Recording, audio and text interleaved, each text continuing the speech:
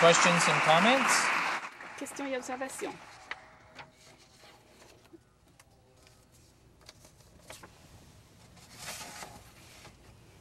L'honorable député de Beauharnois-Salaberry.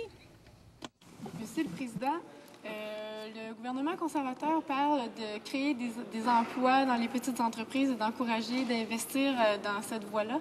Mais on sait très bien qu'il y a eu des coupures très nettes dans les emplois. Au niveau des postes frontaliers dans la circonscription, il y a eu un poste frontalier qui a été coupé à Franklin qui va faire en sorte que le tourisme sera réduit. Il y a des emplois en tourisme qui ont été coupés.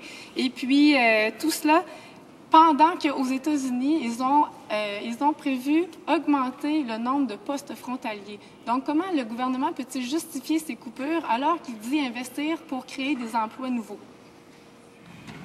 The Honourable Minister of State. L'honorable ministre d'État.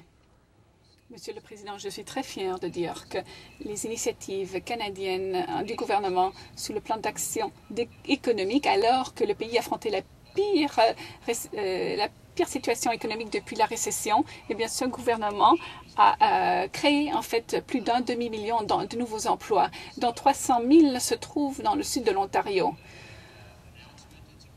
C'est une excellente nouvelle et c'est une preuve de l'efficacité du plan d'action économique du Canada. La députée sait fort bien que le Canada est dans une position très enviable puisqu'il mène le